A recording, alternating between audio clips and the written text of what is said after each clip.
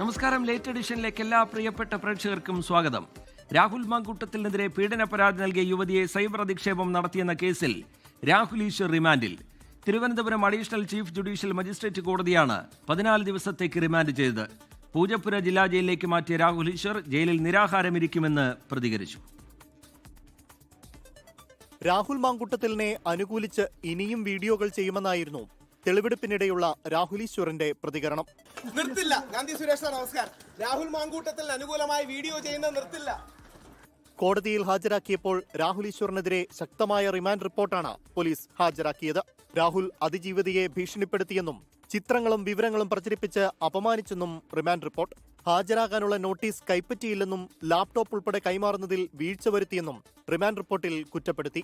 Arrest നിയമപരമല്ലെന്നായിരുന്നു പ്രതിഭാഗം വാദം. എന്നാൽ പ്രതി സമാന കുറ്റകൃത്യം മുൻപും ചെയ്തിട്ടുണ്ടെന്ന് പ്രോസിക്യൂഷൻ തിരിച്ചടിച്ചു. അതിജീവിതയെ അപമാനിക്കാൻ ശ്രമിക്കുമെന്നും തെളിവെടുപ്പും കസ്റ്റഡിയും വേണമെന്നും ജാമ്യത്തെ എതിർത്ത് പ്രോസിക്യൂഷൻ വാദിച്ചു. കേസന്വേഷണം തുടക്കഘട്ടത്തിലായതിനാൽ പ്രതിക്ക് ജാമ്യം അനുവദിച്ചാൽ കേസിനെ സ്വാധീനിക്കാൻ സാധ്യതയുണ്ടെന്ന് നിരീക്ഷിച്ച് കോടതി ജാമ്യാപേക്ഷ തള്ളി. പൂജപ്പുര ജില്ലാ ജയിലിൽ നിരാഹാരമിരിക്കുമെന്നായിരുന്നു രാഹുൽ ഈശ്വറിന്റെ പ്രതികരണം. ഞാൻ ജയിലിൽ നിരാഹാര സമരത്തിലേക്ക് പോവാണ്. പച്ചക്കള്ളമാണ് ഈ കേസ്. ഹാജരാകാനുള്ള നോട്ടീസ് കൈപ്പറ്റിയില്ല എന്നത് പോലീസിന്റെ വ്യാജവാദമാണെന്ന് രാഹുലിന്റെ ഭാര്യ ദീപ. കള്ളമാണത്. ഞാൻ ഇത്ര ഉറപ്പിച്ച് പറയുന്നത് കാരണം മറ്റ് കേസിന്റെ മറ്റ് വിശദാംശങ്ങൾ ഒക്കെ എനിക്ക് ഇനിയും പഠിക്കേണ്ടിയിരിക്കുന്നുവെങ്കിൽ ഇത് എനിക്കറിയാവുന്ന കാര്യമാണ്. ഇതിന് ഒരു നോട്ടീസും നമുക്ക് തന്നിട്ടില്ല. അപ്പൊ അത് പച്ച കള്ളമാണ് എനിക്ക് പറഞ്ഞിരിക്കുന്നത്. അത് അവിടെ കോടതിയിൽ വെച്ച് പറഞ്ഞപ്പോൾ നമ്മളെല്ലാവരും നമുക്ക് അടച്ചു വെക്കാൻ പറ്റുന്നില്ല. കാരണം അത്രയും കള്ളമാണ് അത്. നമുക്ക് ഒരു നോട്ടീസും തരാതെ വീട്ടിൽ വന്ന് വിളിച്ചുകൊണ്ട് പോകുമായിരുന്നു. ജാമ്യത്തിനായി മേൽക്കോടതിയെ സമീപിക്കാനാണ് രാഹുൽ ഈശ്വറിന്റെ തീരുമാനം. 24 തിരുവനന്തപുരം. ലൈംഗിക പീഡന പരാതി നേരിടുന്ന രാഹുൽ മാങ്കൂട്ടത്തിൽ MLA-ക്കെതിരെ കൂടുതൽ നടപടിയെടുക്കുന്നതിൽ കോൺഗ്രസിൽ ധാരണ. മുൻകൂർ ജാമ്യാപേക്ഷയിലെ കോടതി ഉത്തരവിന് ശേഷം തീരുമാനിക്കാം എന്നാണ് ധാരണ. പ്രധാന നേതാക്കൾക്കിടയിൽ നടന്ന കൂടിയാലോചനയിലാണ് തീരുമാനം.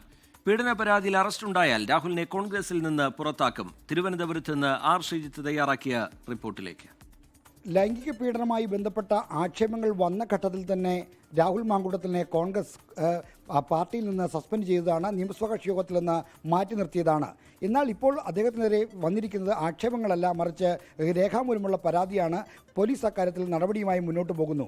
ഈ ഘട്ടത്തിൽ രാഹുൽ മാങ്കൂട്ടത്തിനെതിരെ കൂടുതൽ നടപടി വേണം എന്ന ആവശ്യം കോൺഗ്രസിനകത്ത് ശക്തമാണ്. അതുകൊണ്ടാണ് കോടതിയുടെ തീരുമാനം എങ്ങനെയാണ് വരുന്നത് അത് നോക്കി ബാക്കി നടപടികൾ തീരുമാനിക്കാനുള്ള ധാരണ കോൺഗ്രസ് നേതൃത്വത്തിൽ ഉണ്ടായിരിക്കുന്നത്.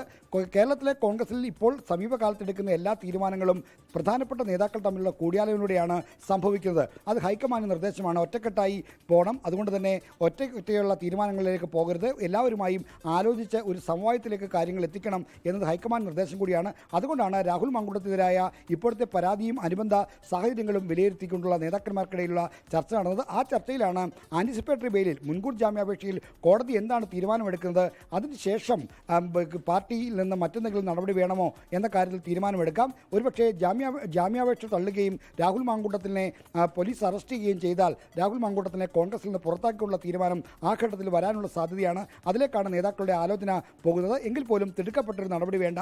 എന്നാൽ ഈ ആന്റിസിപ്പേറ്ററി ബെയിലിൽ കോടതി തീരുമാനമെടുക്കുന്നവരെ നേതാക്കൾ രാഹുൽ മാങ്കൂട്ടത്തിലുമായി ബന്ധപ്പെട്ട പീഡന പരാതിയിൽ കൂടുതൽ പ്രതികരണങ്ങൾ നടത്തരുന്ന നിർദ്ദേശവും കോൺഗ്രസ് ഹൈക്കമാൻഡും KPC നേതൃത്വവും നേതാക്കൾക്ക് നൽകിയിട്ടുണ്ട്. അതുകൊണ്ടാണ് ഇപ്പോൾ മാധ്യമങ്ങളുടെ ചോദ്യങ്ങളിൽ നിന്നും മറ്റും നേതാക്കൾ ഒഴിഞ്ഞു മാറുകയും പ്രതികരിക്കാതെ മാറി നിൽക്കുകയും ഒക്കെ ചെയ്യുന്നത്.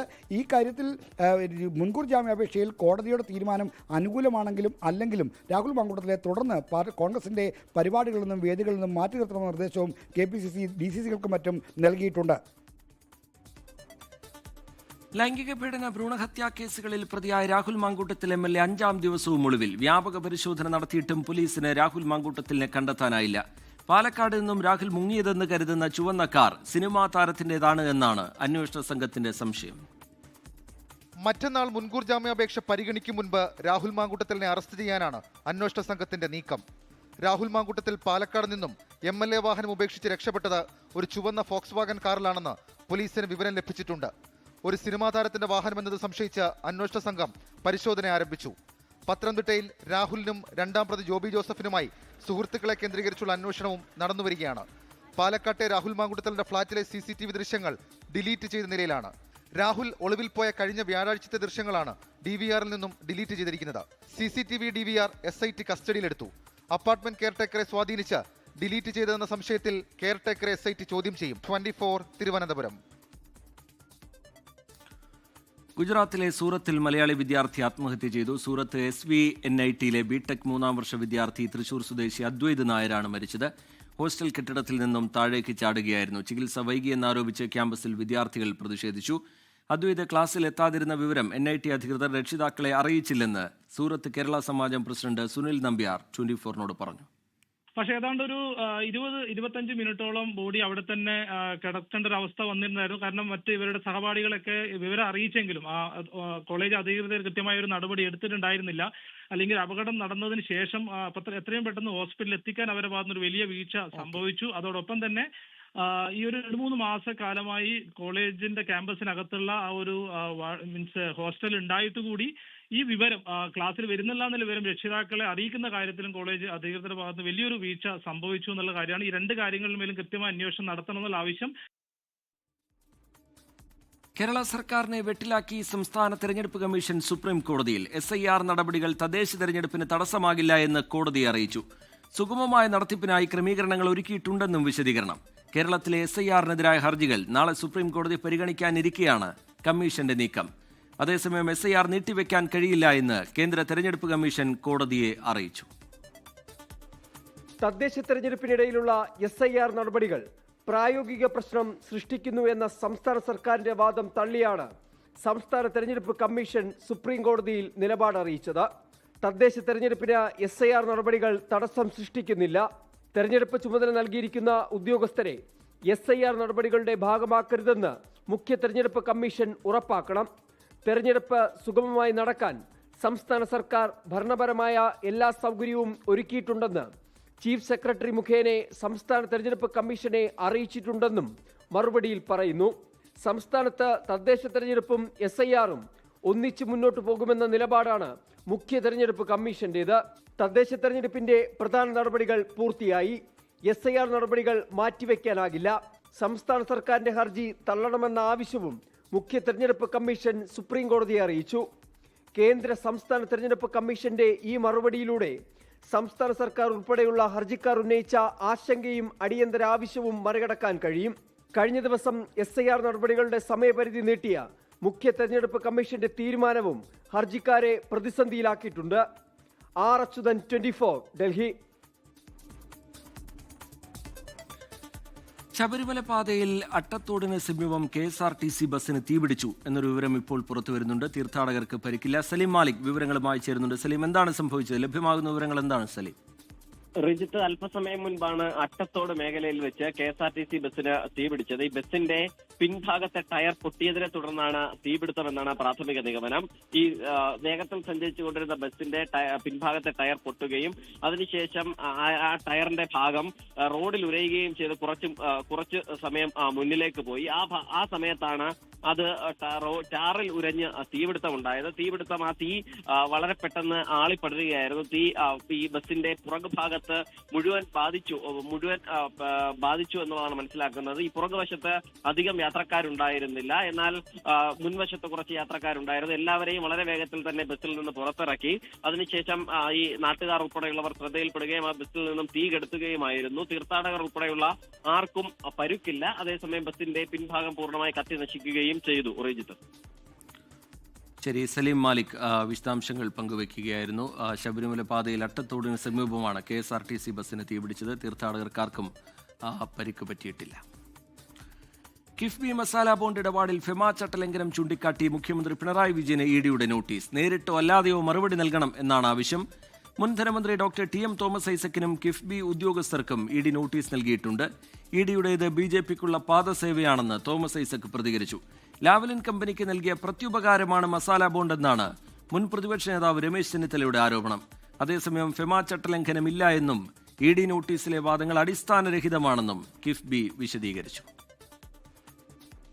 2019 ജനുവരിയിൽ കിഫ്ബി ചെയർമാൻ കൂടിയായ മുഖ്യമന്ത്രി അധ്യക്ഷനായുള്ള യോഗത്തിലായിരുന്നു ബോണ്ട് ഇറക്കാനുള്ള തീരുമാനം. 9.72% പലിശയിൽ ലണ്ടൻ സ്റ്റോക്ക് എക്സ്ചേഞ്ചിൽ മസാല ബോണ്ട് ഇറക്കി 2150 കോടി രൂപയാണ് കിഫ്ബി സമാഹരിച്ചത്. ഈ പണം അടിസ്ഥാന വികസന പദ്ധതികൾക്ക് വിനിയോഗിച്ചതിൽ ചട്ടലംഘനമുണ്ടായി എന്നാണ് നോട്ടീസിലുള്ളത്. വിശദീകരണം തേടിയ ശേഷമായിരിക്കും തുടർ നടപടികൾ. നോട്ടീസിൽ മുഖ്യമന്ത്രി പിണറായി വിജയൻ നേരിട്ട് ഹാജരാകേണ്ടതില്ല. ഇതുമായി ബന്ധപ്പെട്ട അന്വേഷണ റിപ്പോർട്ട് 3 മാസം മുൻപ് അഡ്ജുഡിക്കേറ്റീവ് അതോറിറ്റിക്ക് നൽകിയിരുന്നു. ഇതിന്റെ അടിസ്ഥാനത്തിലാണ് നോട്ടീസ്. ED നടപടിക്കെതിരെ TM തോമസ് ഐസക് രംഗത്തെത്തി. EDയുടെ രാഷ്ട്രീയ ജനവാനന്മാർക്ക്, കേന്ദ്രത്തിലെ BJP അധികാരികൾക്ക് അവരുടെ ശീലം ഇങ്ങനെയായിരിക്കാം. ഇത്രയൊക്കെ പണമിടപാട് നടത്തുമ്പോൾ എന്തെങ്കിലുമൊക്കെ ഉണ്ടാവുമെന്ന്, ഇങ്ങനെ അന്വേഷണം നടത്തിയാൽ എന്തെങ്കിലും കാലുമ തടയുന്നതായിരിക്കും അവർ ചിന്തിക്കുന്നത്. അതുകൊണ്ടായിരിക്കും ഒരു അർത്ഥമില്ലാത്ത ഈ നോട്ടീസുകൾ, ഒരാവശ്യമില്ലാത്ത വിവരങ്ങൾ ചോദിച്ച് അയച്ചുകൊണ്ടിരിക്കുന്നത്. മസാല ബോണ്ട് ഇടപാടും SNC ലാവ്ലിൻ കേസുമായി ബന്ധമുണ്ടെന്ന് കോൺഗ്രസ് നേതാവ് രമേശ് ചെന്നിത്തല ആരോപിച്ചു. മുഖ്യമന്ത്രി ലണ്ടൻ സ്റ്റോക്ക് എക്സ്ചേഞ്ചിൽ പോയി ലിസ്റ്റ് ചെയ്ത് അവിടെ മണി അടിക്കുന്നതിന് മുമ്പ് ഈ കച്ചവടം കേരളത്തിലും കാനഡയിലും നടന്നിരുന്നു. SNC ലാവ്ലിൻ കേസുമായി ബന്ധമാണ് ഈ ഇടപാടുകൾ. C&AG റിപ്പോർട്ടിന്റെ ചുവട് പിടിച്ച് 2021 മസാല ബോണ്ട് ഇടപാടിൽ ED അന്വേഷണം ആരംഭിച്ചത്. തുടർന്ന് 7 തവണ മുൻ ധനമന്ത്രി തോമസ് ഐസക്കിന് ED നോട്ടീസ് നൽകി. ഇതിനെതിരെ തോമസ് ഐസക്ക് കോടതിയെ സമീപിക്കുകയും ചെയ്തിരുന്നു.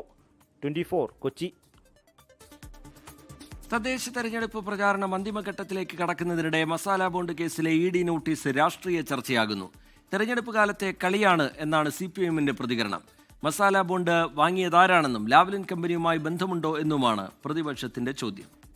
ഞാനിങ്ങനെ ആലോചിക്കായിരുന്നു, എന്തുകൊണ്ടാണ് ഈ ED കടലാസൊന്നും അയക്കാതിരുന്നത്. അപ്പോൾ നോക്കുമ്പോൾ ഇപ്പോൾ നിങ്ങൾ പറയുമ്പോൾ കടലാസ് വന്നു എന്നുള്ളത് വ്യക്തമായി. ഇതെല്ലാം രാഷ്ട്രീയ കളിയല്ലേ, അദൃശ്യമായ ഏതോ ഒരു ഒന്നുമല്ല, BJPയുടെ രാഷ്ട്രീയ നിലപാടാണ്. ഇതിപ്പോൾ ലോക്കൽ ബോഡി ഇലക്ഷൻ നടക്കുന്നതിന്റെ ഒരു 10 ദിവസം മുമ്പ് നോട്ടീസ് അയച്ചിരിക്കുന്നതും CPMനെയും മുഖ്യമന്ത്രിയെ ഒന്ന് പേടിപ്പിക്കുന്നതിന് വേണ്ടിയിട്ടാണ്, അല്ലാതെ ED ഒന്നും ചെയ്യില്ല.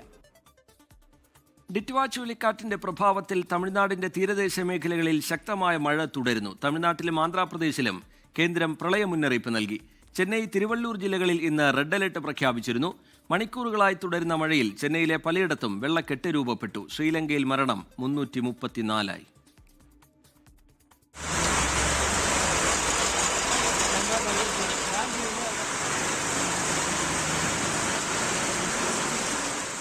ഇടതടവില്ലാത്ത മഴയാണ് തമിഴ്നാടിന്റെ തീരദേശ ജില്ലകളിൽ. കാലാവസ്ഥാ നിരീക്ഷണ കേന്ദ്രത്തിന്റെ മുന്നറിയിപ്പുകൾ കണക്കിലെടുത്താണ് കേന്ദ്ര ജല കമ്മീഷന്റെ ജാഗ്രതാ നിർദ്ദേശം. ചെന്നൈയിലും തിരുവള്ളൂരും ആന്ധ്രാപ്രദേശിലെ തിരുപ്പതി, നെല്ലൂർ ജില്ലകളിലുമാണ് പ്രളയ മുന്നറിയിപ്പ് നൽകിയത്. മണിക്കൂറുകളായി തുടരുന്ന മഴയിൽ ചെന്നൈ നഗരത്തിലെ മൈലാപ്പൂർ, ടി നഗർ, കോയമ്പേട്, വത്സരവാക്കം, വ്യാസർപടി തുടങ്ങി വിവിധയിടങ്ങളിൽ വെള്ളക്കെട്ട് രൂപപ്പെട്ടു. ചെന്നൈ, തിരുവള്ളൂർ, ചെങ്കൽപ്പെട്ട്, കാഞ്ചീപുരം ജില്ലയിലെ വിദ്യാഭ്യാസ സ്ഥാപനങ്ങൾക്ക് നാളെ അവധി പ്രഖ്യാപിച്ചു. തീവ്ര ന്യൂനമർദ്ദമായ ഡിറ്റ്വ നിലവിൽ തമിഴ്നാടിന്റെ വടക്കൻ തീരത്തു നിന്നും ശരാശരി 35 കിലോമീറ്റർ അകലെയാണ്. ഇന്ന് രാത്രിയോടെ ഇത് ന്യൂനമർദ്ദമായി മാറും.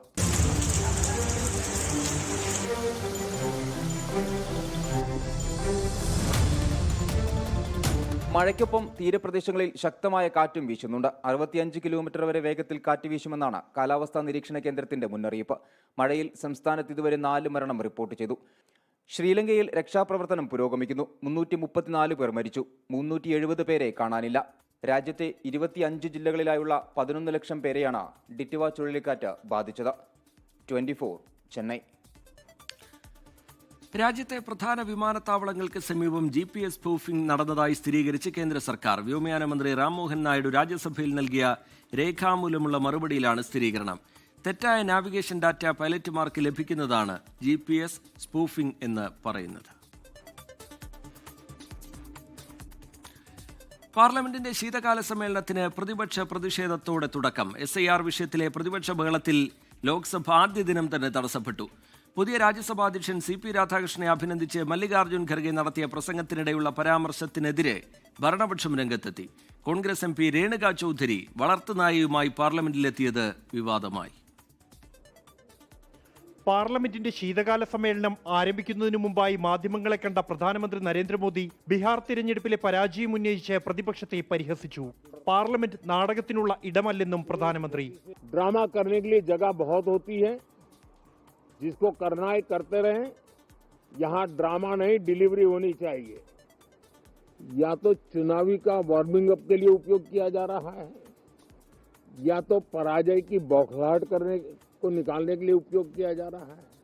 ജനങ്ങളെ ബാധിക്കുന്ന വിഷയങ്ങൾ സംസാരിക്കുന്നത് നാടകമല്ലെന്നും ചർച്ചകൾ അനുവദിക്കാത്തതാണ് നാടകമെന്നും പ്രിയങ്ക ഗാന്ധിയുടെ മറുപടി. किसी चीज पे चर्चा नहीं करना चाहती तो कैसे चलेगा सदन? उनको कुछ तो मानना चाहिए ना, SIR पे नहीं तो इलेक्शन रिफॉर्म पे किसी रिलेटेड इशू पे भी तो कर सकते हैं डिस्कशन। तो जब तक वो डिस्कस नहीं करेंगे तो कैसे चल सकता है सदन? SIR ചർച്ച ചെയ്യണമെന്ന പ്രതിപക്ഷാംഗങ്ങളുടെ നോട്ടീസുകൾ സഭാധ്യക്ഷൻ തള്ളിയതോടെ ലോക്സഭയിൽ പ്രതിപക്ഷം പ്രതിഷേധിച്ചു. और सक्रिय भागीदारी निभाएं। लोकतंत्र में सहमति असहमति പ്രതിപക്ഷ ബഹളത്തിൽ 2 തവണ തടസ്സപ്പെട്ട സഭ പിരിഞ്ഞു. പുതിയ രാജ്യസഭാധ്യക്ഷൻ CP രാധാകൃഷ്ണൻ ആശംസകൾ നേരുന്നതിനിടെ പ്രതിപക്ഷ നേതാവ് മല്ലികാർജുൻ ഖാർഗെ മുൻ അധ്യക്ഷൻ ജഗ്ദീപ് ധൻഖറിനെ വിമർശിച്ചത് ഭരണ പ്രതിപക്ഷ ഏറ്റുമുട്ടലിനിടയാക്കി.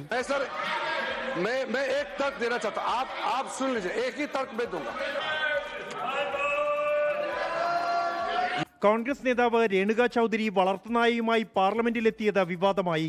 കടുത്ത നടപടി വേണമെന്ന BJP നേതാവ് ജഗദാംബിക പാൽ ആവശ്യപ്പെട്ടു. 24 ഡൽഹി.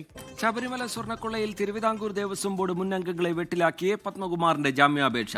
ബോർഡ് അംഗങ്ങളുടെ അറിവോടെയാണ് എല്ലാം ചെയ്തത് എന്നാണ് ജാമ്യാപേക്ഷയിലെ പരാമർശം. സ്വർണ്ണക്കൊള്ളയിൽ CBI അന്വേഷണം ആവശ്യപ്പെട്ട് BJP സംസ്ഥാന അധ്യക്ഷൻ രാജീവ് ചന്ദ്രശേഖർ നൽകിയ ഹർജി ഹൈക്കോടതി അടുത്തയാഴ്ച പരിഗണിക്കും. ദേവസ്വം ബോർഡ് മുൻ അംഗങ്ങളെ കൂടി പ്രതിക്കൂട്ടിൽ നിർത്തിയാണ് A. പത്മകുമാർ കോടതിയിൽ നൽകിയ ജാമ്യാപേക്ഷ. സ്വർണ്ണപ്പാളി ചെമ്പെന്ന് രേഖപ്പെടുത്തിയത് ബോർഡ് അംഗങ്ങളുടെ അറിവോടെയാണ്. ഉദ്യോഗസ്ഥർ പിച്ചള എന്നെഴുതിയപ്പോൾ താൻ മാറ്റി. ചെമ്പ് ഉപയോഗിച്ചാണ് പാളികൾ നിർമ്മിച്ചത് എന്നതിനാലാണ് തിരുത്തിയത്. ബോർഡിന് വീഴ്ച പറ്റിയതിൽ താൻ മാത്രം എങ്ങനെ പ്രതിയാകും? എല്ലാ തീരുമാനത്തിനും കൂട്ടുത്തരവാദിത്തമുണ്ടെന്നും കൊല്ലം കോടതിയിൽ സമർപ്പിച്ച ജാമ്യാപേക്ഷയിൽ പത്മകുമാർ വാദിക്കുന്നു. KP ശങ്കരദാസും N. വിജയകുമാറുമാണ് പത്മകുമാറിന്റെ കാലത്തെ ദേവസ്വം ബോർഡ് അംഗങ്ങൾ. പത്മകുമാറിനെ കുറ്റപ്പെടുത്തിയായിരുന്നു ഇരുവരും SITക്ക് മൊഴി നൽകിയത്. പത്മകുമാറിന്റെ ജാമ്യാപേക്ഷ കൊല്ലം വിജിലൻസ് കോടതി നാളെ പരിഗണിക്കും. സ്വർണ്ണക്കൊള്ളയിൽ അന്വേഷണം ഇഴയുന്നു എന്നാണ് BJPയുടെ കുറ്റപ്പെടുത്തൽ. കേരള സർക്കാർ നയിക്കുന്നവർ തന്നെയാണ് കൊള്ളയ്ക്ക് കൂട്ടുനിൽക്കുന്നത്. അതൊരു പത്മകുമാറും ഒരു വാസുവും മാത്രമല്ല, ഇവിടുത്തെ CPMന്റെ സമുന്നതരായ നേതാക്കന്മാരെല്ലാവർക്കും ഇതിൽ പങ്കുണ്ട്. സ്വർണ്ണക്കൊള്ളയിൽ CBI അന്വേഷണം ആവശ്യപ്പെട്ട് BJP സംസ്ഥാന അധ്യക്ഷൻ രാജീവ് ചന്ദ്രശേഖർ നൽകിയ ഹർജി അടുത്തയാഴ്ച ഹൈക്കോടതി പരിഗണിക്കും. 24 കൊച്ചി. ചരിത്രപ്രസിദ്ധമായ ഏകാദശി നിറവിൽ ഗുരുവായൂർ ശ്രീകൃഷ്ണസ്വാമി ക്ഷേത്രം. ആയിരങ്ങൾ ഏകാദശി ദിനത്തിൽ കണ്ണനെ തൊഴുതു. വൻ ഭക്തജനത്തിരക്കാണ് ഗുരുവായൂരിൽ അനുഭവപ്പെട്ടത്. വൃശ്ചിക മാസത്തിലെ ശുക്ലപക്ഷ ഏകാദശിയായ ഇന്ന് അഭൂതപൂർവമായ ഭക്തജനത്തിരക്കാണ് ക്ഷേത്രത്തിൽ അനുഭവപ്പെടുന്നത്. ഏകാദശി വ്രതം നോറ്റെത്തിയ ആയിരക്കണക്കിന് ആളുകൾ കണ്ണനെ തൊഴുതു. തിരക്ക് ഭയങ്കരം. പക്ഷെ ഞങ്ങളെന്തോ ഭാഗ്യത്തിന് അരമണിക്കൂറിനുള്ളിൽ കയറി തൊഴുതു. അതെങ്ങനെയാന്ന് ഞങ്ങൾക്ക് അറിയില്ല. നന്നായിട്ട് ഭഗവാൻ തൊഴിച്ചു. പുലർച്ചെ 3-ന് തുറന്ന നട നാളെ രാവിലെയാവും അടയ്ക്കുക. സുപ്രീം കോടതി വിധി പ്രകാരം ഉദയാസ്തമന പൂജയോടെയാണ് ഇത്തവണ ഏകാദശി ആഘോഷിക്കുന്നത്. ഓരോ 5 പൂജകൾ കഴിഞ്ഞാൽ 1 മണിക്കൂർ തുടർച്ചയായി ഭക്തർക്ക് ദർശനം അനുവദിക്കുന്നുണ്ട്. 53 മണിക്കൂർ നട തുറന്നിരിക്കുന്നതിനാൽ പുലർച്ചെ 5 മുതൽ വൈകിട്ട് 5 വരെ സ്പെഷ്യൽ ക്യൂ ഒഴിവാക്കി ഏകാദശി ദർശനത്തിന് വരി നിൽക്കുന്നവർക്ക് മുൻഗണന നൽകി. 24 തൃശൂർ. കലൂർ സ്റ്റേഡിയം നവീകരണത്തിന് സ്പോൺസർക്ക് സമയം നീട്ടി നൽകി GCDA. ഈ മാസം 20-ാം തീയതി വരെയാണ് സമയം നീട്ടി നൽകിയത്. ഏറ്റെടുത്ത നവീകരണ പ്രവർത്തനങ്ങൾ പൂർത്തിയാക്കാതെയാണ് സ്പോൺസർ സ്റ്റേഡിയം GCDAക്ക് തിരികെ നൽകിയത്. അർജന്റീന ടീമിന്റെ കേരള സന്ദർശനത്തിനായി സെപ്റ്റംബർ 26-ന് നൽകിയ സ്റ്റേഡിയം ഇന്നലെയാണ് സ്പോൺസർ GCDAക്ക് തിരികെ നൽകിയത്. സ്റ്റേഡിയത്തിൽ 70 കോടി രൂപയുടെ നിർമ്മാണ പ്രവർത്തനങ്ങൾ നടത്തുമെന്നാണ് സ്പോൺസർ പ്രഖ്യാപിച്ചത്. എന്നാൽ നിശ്ചയിച്ച സമയത്ത് നിർമ്മാണ പ്രവർത്തനങ്ങൾ പൂർത്തിയായില്ല. ഇതോടെയാണ് സ്പോൺസർക്ക് കൂടുതൽ സമയം അനുവദിച്ചത്. സ്റ്റേഡിയം ചുറ്റുമതിൽ, പ്രവേശന കവാടം, VVIP സീറ്റിംഗ് ഏരിയ, ലൈറ്റ് സംവിധാനം എന്നീ പ്രധാനപ്പെട്ട ജോലികൾ ഇനിയും ബാക്കിയാണ്. ഈ ജോലികൾ ഈ മാസം 20-നുള്ളിൽ സ്പോൺസർ പൂർത്തിയാക്കുമെന്നാണ് GCDAയുടെ വിശദീകരണം. സ്പോൺസർ പ്രഖ്യാപിച്ച നവീകരണത്തിൽ ടർഫ് ജോലികൾ മാത്രമാണ് പൂർത്തിയായത്. സ്റ്റേഡിയം നവീകരണം പൂർത്തിയാക്കിയാൽ മാത്രമേ തുടർന്നുള്ള മത്സരങ്ങൾ നടത്താൻ കഴിയൂ. 24 കൊച്ചി. തിരുവനന്തപുരം മെഡിക്കൽ കോളേജിലെ നെഫ്രോളജി വിഭാഗം മേധാവി ഡോക്ടർ MK മോഹൻദാസ് കേസോട്ടോയിൽ നിന്ന് രാജിവെച്ചു. അവയവദാനവുമായി ബന്ധപ്പെട്ട് കേസോട്ടോയ്ക്കെതിരെ ഡോക്ടർ മോഹൻദാസ് സോഷ്യൽ മീഡിയയിൽ പോസ്റ്റിട്ടിരുന്നു. ഇതിൽ വിശദീകരണം തേടി മെമ്മോ നൽകിയതിൽ പ്രതിഷേധിച്ചാണ് രാജി. അഭിപ്രായ സ്വാതന്ത്ര്യം ഭരണഘടന തനിക്ക് നൽകുന്ന മൗലിക അവകാശമാണെന്ന് ഡോക്ടർ മോഹൻദാസിന്റെ ഫേസ്ബുക്ക് കുറിപ്പ്. സംസ്ഥാന സർക്കാരിന്റെ അവയവദാന ഏജൻസിയാണ് കേസോട്ടോ. സർക്കാർ മെഡിക്കൽ കോളേജുകളിലെ അവയവദാനം ഗണ്യമായി കുറഞ്ഞെന്നും പദ്ധതി കാര്യക്ഷമമല്ലെന്നും കണക്കുസഹിതം വ്യക്തമാക്കിയാണ് കേസോട്ടോ സൗത്ത് സോണൽ നോഡൽ ഓഫീസറായിരുന്ന doctor M K Mohandas Facebook കുറിപ്പിട്ടത്. കുറിപ്പ് വിവാദമായതിനു പിന്നാലെ പിൻവലിക്കുകയും തിരുവനന്തപുരം മെഡിക്കൽ കോളേജ് അദ്ദേഹത്തോട് വിശദീകരണം തേടുകയും ചെയ്തിരുന്നു. പരസ്യ അഭിപ്രായ പ്രകടനത്തിൽ മാപ്പ് പറഞ്ഞതോടെ വിഷയം തീർന്നെന്ന് കരുതിയിരിക്കവെയാണ് ആരോഗ്യവകുപ്പ് ഡോക്ടർ എം കെ മോഹൻദാസിനോട് വിശദീകരണം തേടിയത്. ആരോഗ്യവകുപ്പ് additional chief secretary doctor Rajan Khobragade doctor M K മോഹൻദാസിനോട് വിശദീകരണം തേടി മെമ്മോ നൽകി. ഇതിൽ പ്രതിഷേധിച്ചാണ് കേസോട്ടോയിലെ സ്ഥാനം ഡോക്ടർ എം കെ മോഹൻദാസ് രാജിവെച്ചത്. വ്യക്തിപരവും ആരോഗ്യപരവുമായ കാരണങ്ങൾ കൊണ്ട് രാജിവെക്കുന്നു എന്ന് ഡോക്ടർ എം കെ മോഹൻദാസ് ഫേസ്ബുക്കിൽ കുറിച്ചു. എന്നാൽ അഭിപ്രായ സ്വാതന്ത്ര്യം ഭരണഘടന തനിക്ക് നൽകുന്ന മൗലിക അവകാശമെന്നും ഭരണഘടനയിലും ജനാധിപത്യത്തിലും അംബേദ്കറിലും വിശ്വസിക്കുന്നുവെന്നും ഡോക്ടർ എം കെ മോഹൻദാസ് വ്യക്തമാക്കി. താൻ കേസോട്ടോയെയോ സർക്കാരിനെയോ അല്ല വിമർശിച്ചതെന്നും സംസ്ഥാനത്തെ അവയവദാനം സുതാര്യവും കാര്യക്ഷമവും സാധാരണക്കാർക്ക് പ്രാപ്യവുമാകുന്നതിനുള്ള അഭിപ്രായമാണ് പറഞ്ഞതെന്നും ഡോക്ടർ എം കെ മോഹൻദാസ് ആരോഗ്യ വകുപ്പിന് വിശദീകരണം നൽകി. അലക്സ് റാം മുഹമ്മദ്, 24, തിരുവനന്തപുരം. വസ്ത്രവ്യാപാര രംഗത്ത് ശ്രദ്ധേയരായ മരിയൻ ബൊട്ടീക്കിന്റെ പുതിയ വലിയ showroom Ernakulam P T Usha റോഡിൽ പ്രവർത്തനം ആരംഭിച്ചു. രാജാജി റോഡിൽ പ്രവർത്തിച്ചിരുന്ന ഷോറൂമാണ് മികച്ച കളക്ഷനുകളും കൂടുതൽ സൗകര്യത്തോടെയും പി ടി ഉഷ റോഡിലുള്ള പുതിയ ഷോറൂമിലേക്ക് മാറിയത്. Designer wedding collections, Kanchipuram and exclusive silk സാരികൾ, റണ്ണിംഗ് ഫാബ്രിക്സ്, അൺസ്റ്റിച്ച്ഡ് സൽവാർ മെറ്റീരിയലുകൾ, പാർട്ടി വെയറുകൾ, കാഷ്വൽ വെയറുകൾ എന്നിവയുടെ വിപുലമായ കളക്ഷനാണ് പുതിയ മരിയൻ ബൊട്ടീക്കിൽ ഒരുക്കിയിരിക്കുന്നത്. കഴിഞ്ഞ കാലങ്ങളിൽ എല്ലാവരും നൽകിയ സ്നേഹവും കരുതലും പുതിയ അധ്യായത്തിലും ഉണ്ടാകുമെന്ന് വിശ്വാസമുണ്ടെന്ന് MD മേഴ്സി എഡ്വിൻ പറഞ്ഞു. ഇവിടെ നമ്മൾ പുതിയ അധ്യായം കുറിച്ചേക്കാണ്. അതായത് രാജാജി റോഡിൽ നിന്ന് PT ഉഷ റോഡിലോട്ട് നമ്മളുടെ സ്വന്തം ബിൽഡിങ്ങിലോട്ട് നമ്മൾ മാറിയിരിക്കുകയാണ്. എനിക്ക് ഏറ്റവും ഹാപ്പിനെസ് എന്ന് പറയുന്നത് എൻ്റെ ഓൺലൈൻ ഒരുപാട് കസ്റ്റമേഴ്സ് നമ്മൾക്ക് വേണ്ടിയിട്ട് നമ്മളെ ഈ നിലയിലെത്തിച്ച ഓരോ കസ്റ്റമേഴ്സുമാണ്. അപ്പൊ അവർക്കൊക്കെ സന്തോഷം അറിയിക്കുന്നു. നമ്മളിപ്പോൾ പുതിയ വെറൈറ്റി എന്താ പറയുക പ്രോഡക്ട്സ് ഒക്കെ ആഡ് ചെയ്തിട്ടുണ്ട്. നോട്ട് ജസ്റ്റ് ക്ലോത്തിങ്, ജ്വല്ലറി ഉണ്ട്, നമുക്ക് ബ്രൈഡൽ, റണ്ണിങ് മെറ്റീരിയൽ, അത് നല്ല വെറൈറ്റി, കുറെ നല്ല സെലക്ടഡ് പീസസ് ഉണ്ട്. സുപ്രീം കോടതി നടപടികളിലെ സുപ്രധാന മാറ്റങ്ങൾ ഇന്നു മുതൽ നിലവിൽ വന്നു. കേസുകളുടെ ലിസ്റ്റിംഗിലും മെൻഷനിങ്ങിലുമാണ് മാറ്റങ്ങൾ വരുത്തിയത്. പുതിയ ചീഫ് ജസ്റ്റിസ് സൂര്യകാന്ത് സ്ഥാനമേറ്റതിന് പിന്നാലെയാണ് മാറ്റങ്ങൾ. ദീർഘകാലമായി സുപ്രീം കോടതിയിൽ കെട്ടിക്കിടക്കുന്ന കേസുകളുടെ എണ്ണം കുറയ്ക്കാൻ ലക്ഷ്യമിട്ടാണ് പുത്തൻ മാറ്റങ്ങൾ. അടിയന്തര സ്വഭാവമുള്ള കേസുകൾ വാക്കാൽ പരാമർശിച്ചാലുടൻ വാദം കേൾക്കുന്ന രീതിക്ക് പകരം ലിസ്റ്റിംഗ് സംവിധാനം ഏർപ്പെടുത്തി. മുൻകൂട്ടി ഹർജി നൽകിയാൽ പരിശോധിച്ച് പരിഗണിക്കേണ്ടതാണെങ്കിൽ 2 ദിവസത്തിനുള്ളിൽ ഓട്ടോമാറ്റിക്കായി കേസുകൾ ലിസ്റ്റ് ചെയ്യുന്ന തരത്തിലാണ് പുതിയ മാറ്റം. ഇത് പ്രകാരം അഭിഭാഷകർ വാക്കാൽ പരാമർശിക്കേണ്ടതില്ല. ഇനി മുതൽ ഒരു കോടതിയിലും മുതിർന്ന അഭിഭാഷകരെ ഹർജികൾ മെൻഷൻ ചെയ്യാൻ അനുവദിക്കില്ല. പകരം യുവ അഭിഭാഷകർക്ക് അവസരം നൽകണം എന്നതുമാണ് മറ്റൊരു മാറ്റം. അവധി അപേക്ഷ നൽകുന്നതിനും മാറ്റം വരുത്തി. കെട്ടിക്കിടക്കുന്ന കേസുകൾ ലിസ്റ്റ് ചെയ്താൽ അത് മാറ്റിവെക്കാൻ അഭിഭാഷകരെ അനുവദിക്കില്ല. അവധി അപേക്ഷ നൽകുമ്പോൾ എതിർഭാഗത്തിന്റെ അനുമതി തേടണം. ഇത് കൃത്യമായി കോടതിയെ ഇമെയിൽ മുഖേന അറിയിച്ചിരിക്കണമെന്നും നിർദ്ദേശമുണ്ട്. അതേസമയം പൗരാവകാശം, വധശിക്ഷ, മുൻകൂർ ജാമ്യം, ഹേബിയസ് കോർപ്പസ്, കുടിയൊഴിപ്പിക്കൽ, പൊളിക്കൽ എന്നീ അടിയന്തര സ്വഭാവമുള്ള വിഷയങ്ങളിൽ രാവിലെ 10 മുതൽ 10:30 വരെ പരാമർശിച്ചാൽ കോടതി പരിഗണിക്കും. R. അച്യുതൻ, 24, ഡൽഹി. സംസ്ഥാനത്ത് 2 ഇടങ്ങളിലായുണ്ടായ വാഹനാപകടങ്ങളിൽ 3 മരണം. ആലപ്പുഴ ഹരിപ്പാട് ജംഗ്ഷനിൽ KSRTC സൂപ്പർഫാസ്റ്റ് ബസും ബൈക്കും കൂട്ടിയിടിച്ച് 2 യുവാക്കൾ മരിച്ചു. ആലുവ പുളിഞ്ചോട് ആംബുലൻസ് മറിഞ്ഞ് ഒരാൾക്ക് ജീവൻ നഷ്ടമായി. ഹരിപ്പാട് ജംഗ്ഷനിൽ KSRTC സൂപ്പർഫാസ്റ്റ് ബസും ബൈക്കും കൂട്ടിയിടിച്ചുണ്ടായ അപകടത്തിൽ 2 യുവാക്കൾ മരിച്ചു. ബൈക്ക് യാത്രക്കാരായ കുമാരപുരം സ്വദേശി ശ്രീനാഥ്, സുഹൃത്ത് ഗോകുൽ എന്നിവരാണ് മരിച്ചത്. കുമാരപുരം പഞ്ചായത്ത് 7-ാം വാർഡിലെ BJP സ്ഥാനാർത്ഥി രഘുകുമാർ എന്നയാളുടെ ഉടമസ്ഥതയിലുള്ള ബൈക്കാണ് അപകടത്തിൽപ്പെട്ടത്. രഘുകുമാറിന്റെ അനന്തരവനാണ് മരിച്ച ശ്രീനാഥ്. എതിർദിശയിൽ വന്ന KSRTC ബസ്സിലേക്ക് നിയന്ത്രണം നഷ്ടമായ ബൈക്ക് ഇടിക്കുകയായിരുന്നു. ഇന്ന് പുലർച്ചെയാണ് അപകടം. അങ്കമാലിയിൽ നിന്ന് രോഗിയുമായി പോയ ആംബുലൻസ് മറിഞ്ഞ് രോഗി മരിച്ചു. ഇന്ന് പുലർച്ചെ ആലുവ പുളിഞ്ചുവിട് മെട്രോ സ്റ്റേഷന് സമീപമാണ് സംഭവം. 69 വയസ്സുള്ള എസ്തപ്പാനാണ് മരിച്ചത്. കുടിവെള്ളം നിറയ്ക്കുന്ന വാഹനത്തിലേക്ക് നിയന്ത്രണം വിട്ട ആംബുലൻസ് ഇടിച്ചാണ് മറിഞ്ഞത്. കോഴിക്കോട് പാലക്കാട് ദേശീയപാതയിൽ ലോറി ബൈക്കിലിടിച്ച് അപകടമുണ്ടായി. തലനാരിഴയ്ക്ക് ബൈക്ക് യാത്രികൻ രക്ഷപ്പെട്ടു. വിവിധ ബ്യൂറോകൾക്കൊപ്പം ന്യൂസ് ഡെസ്ക് 24. ലോകത്തെവിടെയായാലും ഏത് സമയത്തും 24 വാർത്തകളും ഓഗ്മെന്റഡ് റിയാലിറ്റി പാക്കേജുകളും എക്സ്പ്ലെയിനറുകളും വിശദമായി കാണാൻ ഞങ്ങളുടെ YouTube ചാനൽ നിങ്ങൾക്ക് സബ്സ്ക്രൈബ് ചെയ്യാം.